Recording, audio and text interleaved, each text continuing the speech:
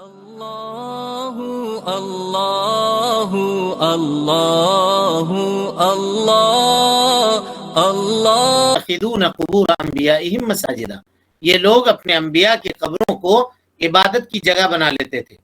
اعلی آگاہ ہو جاؤ، فلا تتخذوا قبور مساجدا، کہ تم لوگ کسی بھی قبر کو سجدہ گاہ مت بنانا یا سجدہ کرنے کی جگہ مت بنانا۔ اب یہاں دیکھیے جو شبہ شیطان لوگوں کے دلوں میں ڈالتا ہے کہ اللہ کے نبی صلی اللہ علیہ وسلم نے یہود و نصارہ کو منع کیا، لعن اللہ الیہود والنصارى اتخذوا قبور انبیائہم مساجدا، وہ لعنت یہود و نصارہ کے لیے تھی۔ تو ذرا یہاں بتائیے یہ حکم کس کے لیے تھی؟ آپ اپنے وفات سے 5 دن قبل یہ کہہ رہے ہیں کہ الا وان من کان قبلکم، آگاہ ہو جاؤ تم سے پہلے کے جو لوگ تھے، کانوا یتخذون قبور انبیائہم مساجدا، اپنے انبیاء کے قبروں کو سجدگاہ بناتے تھے۔ الا فلا تتخذوا قبور انبیائہم مساجدا، آگاہ ہو جاؤ تم اپنے انبیاء کے قبروں کو یا تم قبروں کو سجدگاہ مت بنانا، تم قبر کو سجدہ کرنے کی جگہ مت بنانا۔ یہ نہیں کس کو ہے جی؟ امت مسلمہ کو، اس امت کو جو اللہ کے نبی صلی اللہ علیہ وسلم کی امت تھی۔ یعنی کوئی آدمی یہ نہ کہے کہ وہ معاملہ تو یہود و نصارہ کے لیے تھا۔ پھر اس کے بعد اتنا کہہ کے گفتگو مکمل ہو گئی تھی، ہے نا؟ الا فلا تتخذوا قبور مساجدہ، یہ کہا کہ معاملہ مکمل ہو گیا تھا۔ لیکن اس نہیں کی تاکید کے لیے اللہ کے نبی صلی اللہ علیہ وسلم نے ایکسٹرا لفظ استعمال کیا، کہا انی انہاکم عن ذلک، لوگوں میں تم کو اس سے منع کر رہا ہوں، مت کرنا یہ کام۔ تعجب ہے لوگوں کے اوپر کہ کیسے کوئی مسلمان آدمی اپنے آپ کو مسلمان بھی کہتا ہے اور یہ کہتا ہے کہ ہم اللہ کے نبی صلی اللہ علیہ وسلم سے محبت بھی کرتے ہیں، اور کسی قبر کو سجدگاہ بناتا ہے، جبکہ اللہ کے نبی صلی اللہ علیہ وسلم نے اپنی زندگی کے آخری دنوں کے اندر، آخری ایام کے اندر یہ احادیث بیان فرمائے ہیں۔ تعجب ہے ایسے لوگوں کی عقلوں کے اوپر۔ لہذا یہ ساری کی ساری صحیح، صریح اور اپنے مطلب کے اوپر پورے طور پر دلالت کرنے والی حدیثیں تھیں، جن کا بیان آپ کے سامنے گزر چکا کہ قبر کو سجدہ گاہ بنانا یہ ناجائز اور حرام ہے، چاہے اس میں آپ عمارت بنا کر کے عبادت کریں یا عمارت نہیں بنا کر کے عبادت کریں۔ ہاں جی، یہاں ایک سوال آپ سے پوچھتے ہیں، کوئی آدمی قبر والے کی سجدہ کرے، قبر والے کو سجدہ کرے، اور کوئی قبر میں جا کر کے اللہ کو سجدہ کرے، دونوں میں کوئی فرق ہے؟ کوئی آدمی قبر والے کے پاس جا کر کے قبر والے کو سجدہ کرے، قبر والے کو، اس کے لیے عبادت کرے، اور کوئی جا کر کے قبر میں سجدہ کر رہا ہے، قبر کے پاس سجدہ کر رہا ہے لیکن اللہ کے لیے کر رہا ہے، ظاہری عبادت ہے نا، ہیں؟ بھی غلط ہے، دونوں غلط ہے۔ دونوں تو غلط ہے، یہ بات تو بالکل صحیح ہے، لیکن دونوں میں حکم کے اعتبار سے کچھ فرق سمجھ میں آ رہا ہے۔ پہلا شرک ہے، دوسرا حرام ہے۔ پہلا شرک ہے، دوسرا کبیرہ گناہ کا مرتکب ہوگا آدمی، سمجھ گیا؟ پہلا والا آدمی یعنی جو قبر کے لیے سجدہ کر رہا ہے، قبر کے لیے مشرک ہے وہ، اور دوسرا جو ہے یہ کبیرہ گناہوں میں سے بڑے گناہ کا ارتکاب کر رہا ہے، اور قریب ہے کہ وہ کرتے کرتے شرک کے دروازے تک جا کر پہنچ جائے، شرک کے دروازے تک جا کر کے پہنچ جائے، یہ فرق ہے۔ چلیں، الحمدللہ والصلاۃ والسلام علی من لا نبی بعد، اما بعد فاعوذ باللہ من الشیطان۔ مطلب میرے کہنے کا مطلب یہ تھا کہ دونوں صورتوں میں کوئی آدمی اگر یہ کہے کہ بھائی صاحب ہم قبر میں سجدہ کر رہے ہیں لیکن قبر والے کو نہیں کر رہے ہیں، قبر والے کو ہم خدا نہیں مانتے ہیں، اس کو رب نہیں مانتے ہیں، اس کو اللہ نہیں مانتے ہیں، ہاں قبرستان میں جا کر کے ہم نماز پڑھ رہے ہیں، اللہ کے لیے پڑھ رہے ہیں، تو کیا کہیے گا اس کو؟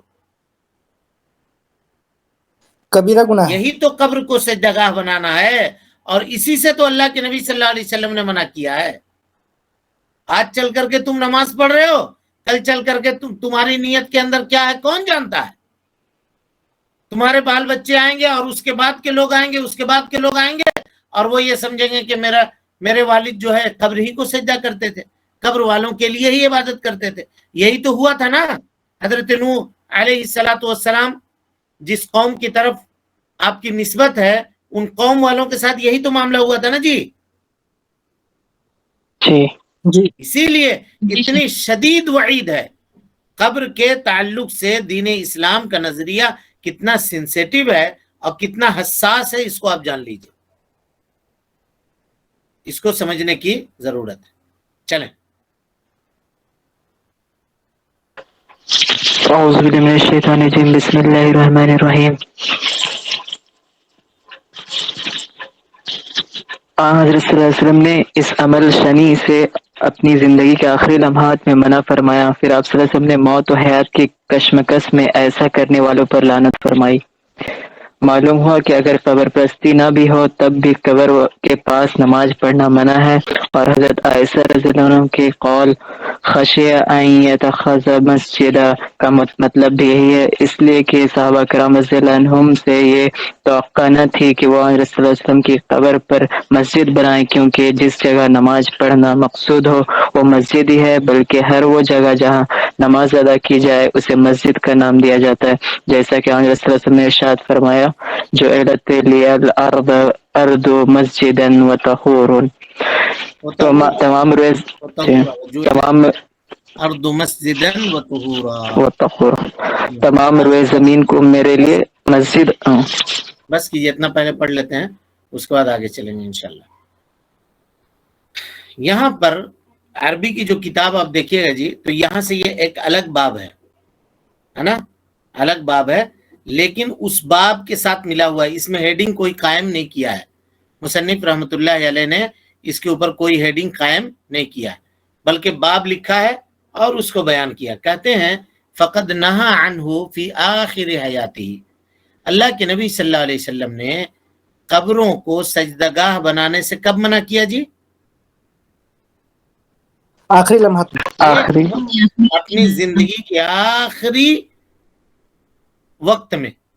بلکہ حدیث کے الفاظ دیکھ لیجئے، کال نبی صلی اللہ علیہ وسلم نے مرض موت میں بیان کیا ہے نا، اور مختلف الفاظ میں بیان کیا. صحابہ کرام نے کتنے الفاظ میں نقل کیا ہے، دیکھیے ہے نا، کتنے الفاظ میں نقل کیا.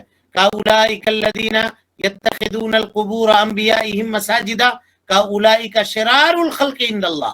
یہ اللہ رب العالمین کے نزدیک سب سے بدترین مخلوق ہے. ایک مرتبہ کہا لعنت اللہ علی الیہود والنصارى اتخذوا قبور انبیائہم مساجدا، ہے نا. اور ایک مرتبہ کہا الا فلا تتخذوا القبور مساجدا انی انہاکم عن ذلک. طرح طرح سے اللہ کے نبی جناب محمد رسول اللہ صلی اللہ علیہ وسلم نے اپنی آخری حیات کے ایام میں، باوجود اس کے کہ آپ پریشانی میں تھے، بخار میں مبتلا تھے، سکرات الموت کا معاملہ آپ کے ساتھ یہ تھا کہ کالے کلر کا چادر جو آپ کے اوپر تھا اس کو آپ سر میں اوڑھتے تھے، اور جب دم گھٹنے لگتا تو اس کو پھینک دیتے تھے. پانی بغل میں رکھا ہوا تھا، اس میں انگلی ڈبو کر کے چہرے کے اوپر لگاتے تھے. اور اس حال میں آپ صلی اللہ علیہ وسلم نے کہا تھا لعن اللہ الیہود والنصارى اتخذوا قبور انبیائہم مساجدا. یعنی اس میں کسی کو کوئی شک نہیں ہونی چاہیے کہ پہلے اللہ کے نبی صلی اللہ علیہ وسلم نے منع کیا تھا اور بعد میں پھر اجازت دے دی تھی. کب دی تھی اجازت؟ آخری حیات میں آپ نے منع کیا تھا، تو پھر اجازت کب دی تھی؟ اچھا جب اجازت دی ہے تو وہ اجازت والی حدیثیں کہاں ہیں، وہ روایتیں کہاں ہیں؟ کون بتایا تم کو کہ اللہ کے نبی صلی اللہ علیہ وسلم نے اجازت دے دی تھی، ہے نا. اسی لیے یہ جان لیجئے، یہ عقیدہ جی، یہ عقیدہ جان لیجئے، اس کو نوٹ کرنے والے نوٹ کریں. مذاہب اربع جس کو لوگ مانتے ہیں اور جن کے فالوورز ہیں دنیا کے اندر، ہے نا، مذاہب اربع کے 5 لوگوں، 4 ائمہ جو ہیں ان کے ماننے والے لوگ ہیں. امام ابو حنیفہ رحمۃ اللہ علیہ، امام مالک رحمۃ اللہ علیہ، امام شافعی رحمۃ اللہ علیہ، اور امام احمد ابن حنبل رحمۃ اللہ علیہ. تمام کے تمام ائمہ نے واضح اور 2 ٹوک لفظوں میں اس بات کو حرام لکھا ہے کہ کوئی آدمی قبر کے اوپر جا کر کے سجدہ کرے، اگرچہ وہ اللہ کو سجدہ کر رہا ہو. 2 ٹوک لفظوں میں. آج جو لوگ اپنے آپ کو ان کے فالوورز کہتے ہیں ان کا کیا حال ہے آپ دیکھیے. کیا کرتے ہیں وہ؟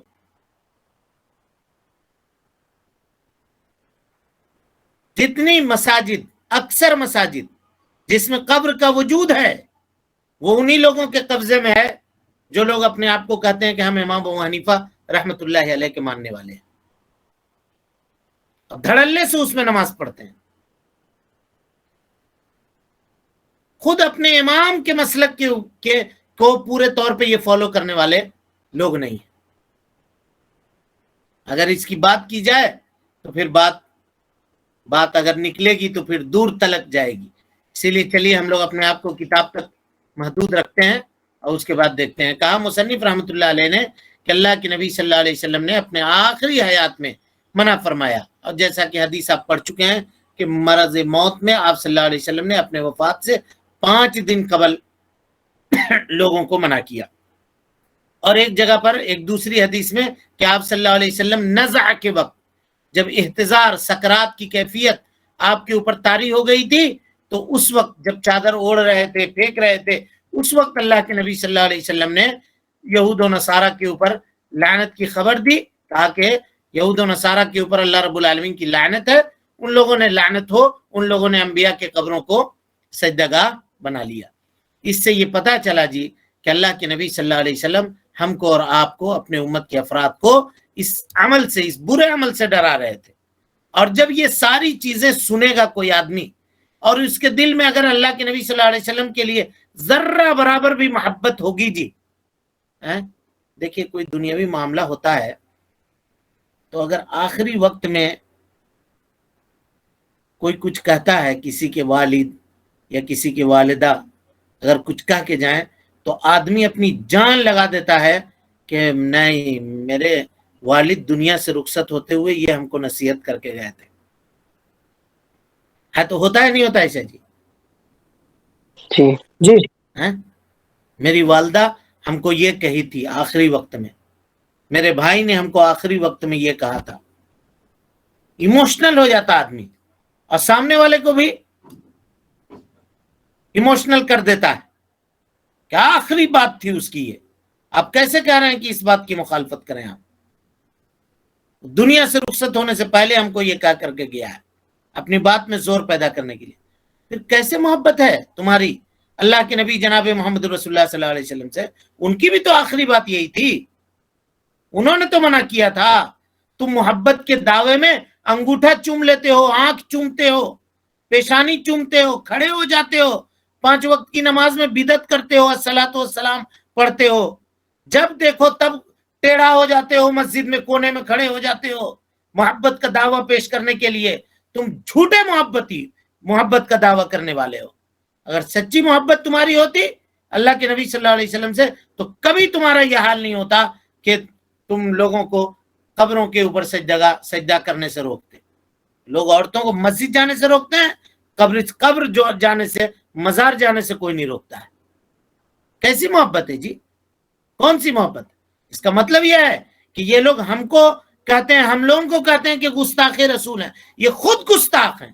نبی صلی اللہ علیہ وسلم کی حیثیت اور مقام نعوذ باللہ من ذالک ان کے پاس ان کے رشتہ داروں سے بھی کم ہے، کہ اگر رشتہ دار ان کا مرتے وقت آخری وقت میں کوئی وصیت کرے تو جان لگا دے گا لیکن اس کو پورا کرے گا۔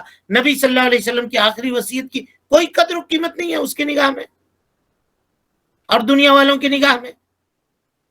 نبی کا نام لے کر کے لوگ یہ دھندا کھولے ہوئے ہیں، بزرگوں کی ہڈیوں کی تجارت کرتے ہیں، ان کے قبروں کی بیچ کر کے ان کی کمائی کھاتے ہیں۔ افسوس کی بات ہے، شرم و حیا کی بات ہے، غور و فکر کرنے کا مقام ہے۔ یہ امت کہاں جا رہی ہے؟ کیا اس کا معاملہ تھا اور کہاں چلی گئی؟ صحیح دین کیا ہے اور لوگ کس دین کو فالو کر رہے ہیں؟ کون سی شریعت اللہ کے نبی صلی اللہ علیہ وسلم بتا کر کے گئے تھے اور لوگ آج کس شریعت کے اوپر عمل کر رہے ہیں؟ یہ جب آپ کتاب التوحید کو پڑھیں گے اور اس طرح کی احادیث جب آپ کی نگاہوں سے گزرے گی تب آپ کو امت کے اوپر خون کے آنسو بہانے کا دل کرے گا۔ کتنا اڈا کھلا ہوا ہے دیکھیے آپ، یہاں سے لے کر کے وہاں تک۔ بیٹا دینے کا الگ ہے، روزی دینے کا الگ ہے، فلاں کا الگ ہے، کیا امیر کیا غریب، کیا چھوٹا کیا بڑا سب جا رہے ہیں. لوگ اپنے معصوم چھوٹے چھوٹے بچوں کو لے جا کر کے سجدہ کرواتے ہیں. کیا بتائیے اس چھوٹے معصوم بچے کا کیا گناہ ہے کہ اس کو لے جا کر کے آپ قبر پہ سجدہ کروا کے اس کو مشرک بنا رہے ہیں. پیروں کے نام پہ، بزرگوں کے نام پہ، اولیاء کے نام پہ، جادوگروں کے نام پہ. اللہ اکبر. یہ امت کیسے ہو گئی اس کا آپ اندازہ لگائیے. تعزیہ بنا کر کے کوئی اس کے نیچے سے گزرتا ہے، کوئی گھوڑے کی عبادت کر رہا ہے، کوئی کچھ کر رہا ہے، کوئی کچھ کر رہا ہے. یہ دین ہے؟ اس کو یہ دین اللہ کے نبی صلی اللہ علیہ وسلم چھوڑ کر کے گئے تھے. جب یہ کتاب پڑھیے گا تب آپ کو اس امت کے اور اس دین کے غربت کا اندازہ ہوگا کہ یہ دین آج اپنے ماننے والے لوگوں کے درمیان ہی کتنا اجنبی ہو کر کے رہ گیا ہے. اسی لیے اگر کوئی مومن آدمی ان باتوں کو سنے گا تو وہ ان چیزوں سے دور بھاگے گا اور کبھی زندگی میں مرنا گوارا کر لے گا، لیکن کبھی زندگی میں قبر کے سامنے سجدہ کرنا گوارا نہیں کرے گا، اگرچہ وہ اللہ رب العالمین کو ہی سجدہ کرتا ہو. کیونکہ اس کے محبوب، پوری دنیا سے سب سے زیادہ محبوب، اللہ رب العالمین کے محبت کے بعد سب سے زیادہ جس سے محبت کرنی ہے جناب محمد رسول اللہ صلی اللہ علیہ وسلم، انہوں نے منع کیا ہے کہ قبر کو تم سجدگاہ مت بنانا، اور لعنت کی ہے ان لوگوں کے اوپر جو قبر کو سجدگاہ بناتے ہیں. یعنی ان کو کہا کہ اللہ رب العالمین کے رحمت سے وہ لوگ دور ہیں. پھر مصنف رحمت اللہ علیہ کہتے ہیں والصلاۃ عندها، قبر کے سامنے جا کر کے نماز ادا کرنا، من ذالک، اسی میں سے ہے، وَإِن لَمْ يُبْنَى مسجد، اگرچہ اس کو مسجد نہ بنایا جائے. ہم کل سے آپ کو سمجھا رہے ہیں کہ کوئی آدمی یہ نہ کہے کہ بھائی صاحب ہم نے مسجد نہیں بنایا ہے، ہم وہاں جا کر کے نماز ادا کرتے ہیں. تمہارا نماز ادا کرنا کسی بھی جگہ پہ وہ اس کو مسجد بنانا ہے. کوئی آدمی اگر اپنے گھر میں نماز ادا کرتا ہے وہ اس کے لیے مسجد ہے. ہم گاڑی میں سفر کر کے کہیں جا رہے ہیں، نماز کے وقت کے لیے اترے اور کسی جنگل میں کھڑے ہو کر کے ہم نے نماز ادا کر لی، وہ مسجد ہے. کیونکہ مسجد ایک معنی میں سجدہ کرنے کی جگہ کو بھی کہی جاتی ہے، کہا جاتا ہے. سمجھ ماری بات؟ ہاں جی، سجدہ کرنے کی جگہ کیا کہا جاتا ہے؟ مسجد. مسجد کہا جاتا ہے. تو اسی سے اللہ کے نبی صلی اللہ علیہ وسلم ہم کو اور آپ کو منع کر رہے ہیں. اس سے کوئی آدمی یہ نہ سمجھے کہ مسجد بنا کر کے عبادت کرنا اس سے منع کیا ہے. مقصود یہ ہے کہ اس کو سجدے کی جگہ مت بناؤ، نماز کی جگہ مت بناؤ.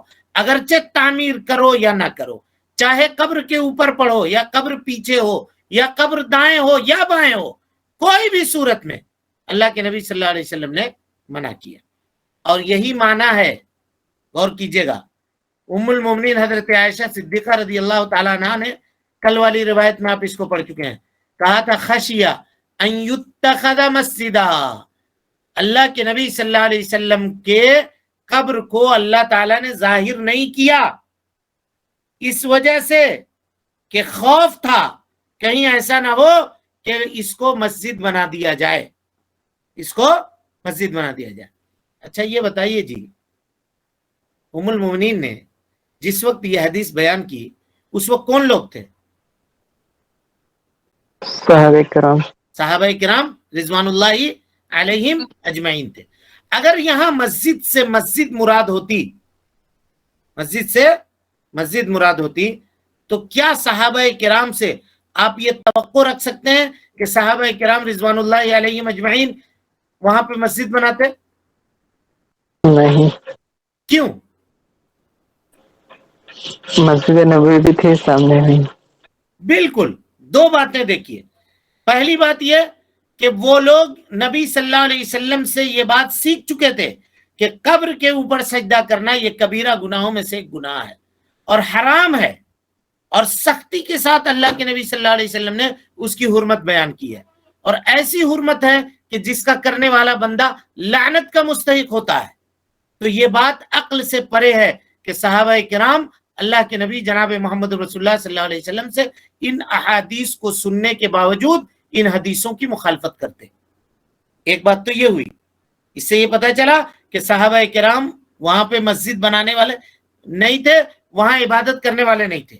اور دوسری بات کیا ہوئی کہ دوسری بات یہ ہوئی کہ ام المومنین حضرت عائشہ صدیقہ رضی اللہ تعالی عنہا کے حجرے میں اللہ کے نبی صلی اللہ علیہ وسلم کو دفن کیا گیا ہے نا جی. ام المومنین کا حجرہ کہاں تھا جی؟ مسجد نبوی سٹ کی. مسجد نبوی سٹا ہوا تھا. اب یہ بات ناممکن ہے کہ کوئی صحابی آتے اور مسجد نبوی کے بغل میں اسی لگ کر کے ایک مسجد بنا لیتے. ایسا ہو سکتا تھا؟ نہیں. تو پتہ یہ چلا کہ اللہ کے نبی صلی اللہ علیہ وسلم کے زمانے میں وہ لوگ نبی صلی اللہ علیہ وسلم کے قبر کے اوپر مسجد بنانے والے نہیں تھے، بلکہ ام المومنین کے قول کا مطلب یہ ہوا کہ اس کو عبادت کی جگہ نہ بنا لی جائے کہ وہاں پر جا کر کے لوگ نماز ادا کریں، وہاں جا کر کے لوگ دعا کریں، فریاد کریں، اپنی ضرورت طلب کریں، استغاثہ کریں، ضرورت مانگیں، وہاں جا کر کے مدد مانگیں، یہ مراد ہے. اور عبادت کی ساری قسمیں وہاں جا کر کے انجام دینا یا کسی قبر کے اوپر انجام دینا، اس کو مسجد بنانا ہے. اس کو کیا ہے؟ مسجد بنانا ہے. یعنی آج کل کوئی آدمی یہ کہے کہ نبی صلی اللہ علیہ وسلم نے کہا کہ مسجد نہ بناؤ، تو چلو بھائی ہم سجدہ نہیں کریں گے لیکن جا کے وہاں دعا کریں گے. ہم سجدہ نہیں کریں گے، وہاں جا کر کے نظر مانیں گے. ہم سجدہ نہیں کریں گے، وہاں جا کر کے جانور ذبح کریں گے. ان تمام چیزوں سے عبادت کی جتنی قسم ہے، کوئی بھی قسم جا کر کے آپ قبر کے اوپر نہیں انجام دے سکتے. آ گئی بات سمجھ میں؟ جی. اس کے بعد مصنف کہتے ہیں وَكُلُّ مَوْضِعٍ قُصِدَتِ الصَّلَاةُ فِيهِ، ہر وہ جگہ جس میں آدمی نماز پڑھنے کا ارادہ کرتا ہے اس کو وہ مسجد بناتا ہے. اور ہر جگہ یُصَلَّى فِيهِ، جہاں نماز پڑھی جاتی ہے، یُسَمَّى مَسْجِدًا، اس کو مسجد کہہ سکتے ہیں. جیسا کہ ہم نے مثال دی آپ کے سامنے کہ ہم گاڑی سے سفر کر کے جا رہے ہیں یا کوئی بھی جا رہا ہو گاڑی سے سفر کر کے، وقت ہوا اترا اور ایک جگہ پہ چٹائی بچھا کر کے اس نے نماز ادا کر، وہ مسجد ہوا. کیونکہ مسجد کتنے معنی میں ہے جی؟ اصول ثلاثہ پڑھنے والے بولیے. 2 معنی میں. اور کوئی؟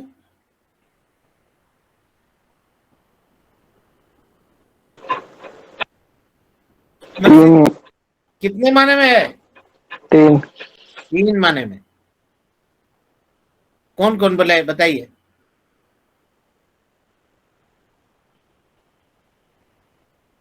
خاص مسجد اور ساری زمین. خاص مسجد، ساری زمین، اور ہر جہاں بھی.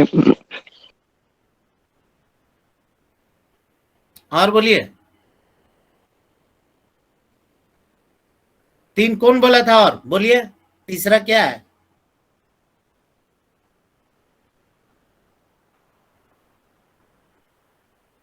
تیسرا کیا ہے جی؟ اعضائے سجود. اعضائے سجود، یہ ہڈی، یہ دونوں ہتھیلی، گھٹنے کی ہڈی، پیر کی ہڈی، اعضائے سجود، اس کو بھی مسجد کہتے ہیں. چلیں انشاءاللہ وقت ہو گیا، پھر باقی جو ہے وہ کل انشاءاللہ پڑھیں گے. اللہ رب العالمین سے دعا ہے کہ اللہ تعالی ہمیں اور آپ کو حسن عمل کی توفیق دے. رب العالمین ہم سب کی اصلاح فرمائے، نیکیوں کو قبول کرے، سیئات سے درگزر فرمائے، جب تک زندہ رکھے دین اسلام پہ زندہ رکھے، اور جب اٹھائے ایمان پہ اٹھائے. آمین وآخر دعوانا الحمدللہ رب العالمین. ہاں جی، درس سمجھ میں آ رہا ہے سب کو؟ جی. جی. سارے لوگوں کو سمجھ میں آ رہا ہے تو؟ جی الحمدللہ. تشریح ٹھیک ہے یا اور اس کو کم کیا جائے یا زیادہ کیا جائے؟ ٹھیک ہے. ہاں ٹھیک ہے. ٹھیک ہے اتنی نا؟ جی. چلے ٹھیک. کسی کوئی سوال ہے؟ جی سر السلام علیکم. وعلیکم السلام. سر تصویر اٹھانا کیسا ہے؟ جیسے تصویر اٹھا کے موبائل وغیرہ میں رکھتے ہیں. فوٹو میں فوٹو لینا جی. نہیں ہے، جائز نہیں ہے جی، درست نہیں ہے. رکھنا ہی نہیں چاہیے فوٹو. نہ. اور جیسے پاسپورٹ وغیرہ فوٹو کا درکار ہوتا ہے ویسے رکھ سکتے ہیں. ضرورت جہاں ہے وہاں لے سکتے ہیں، ایسے مطلب فون وغیرہ میں رکھنا ہی نہیں چاہیے یہ سب، نہیں، شوقیہ نہیں رکھنا چاہیے، اور اٹھانا بھی نہیں چاہیے فوٹو. نہیں اٹھانا چاہیے.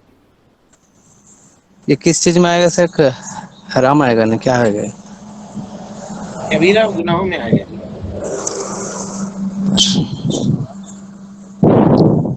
جزاک اللہ خیر. تصویر کشی کبیرہ گناہوں میں.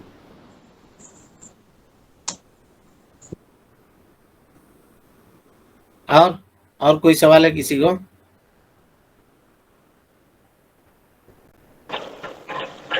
کسی نے سوال کیا جماعت اسلامی کا عقیدہ کیا ہے؟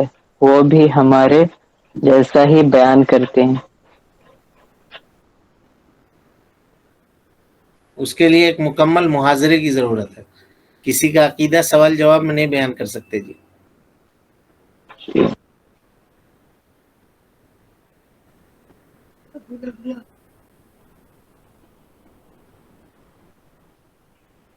السلام علیکم. وعلیکم السلام.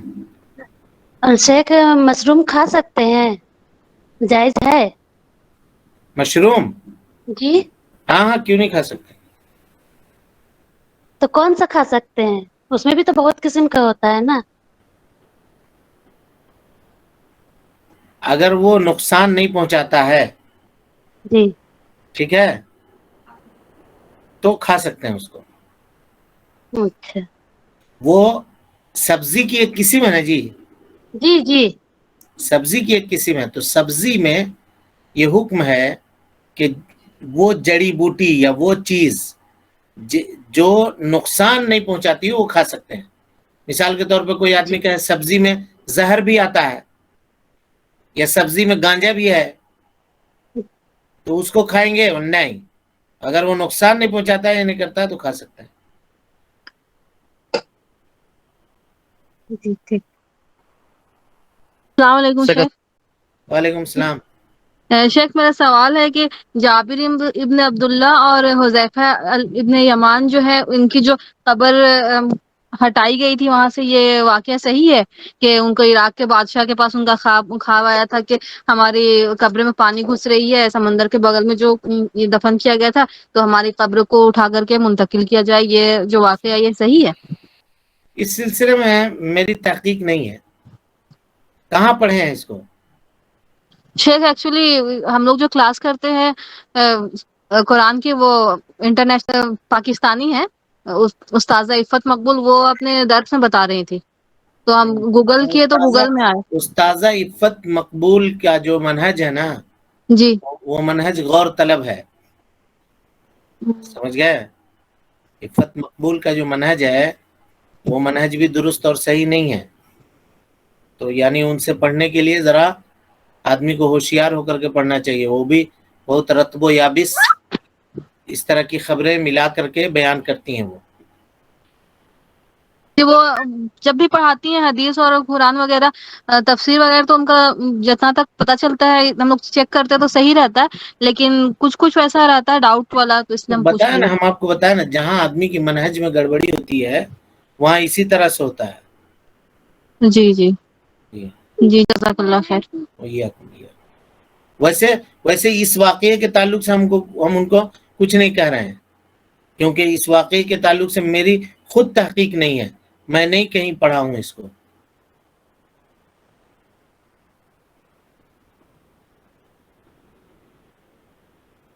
لیکن ان کے بارے میں جتنا جانتے ہیں عفت مقبول صاحبہ کے بارے میں، کہ وہ منہجن اخوانی ہے.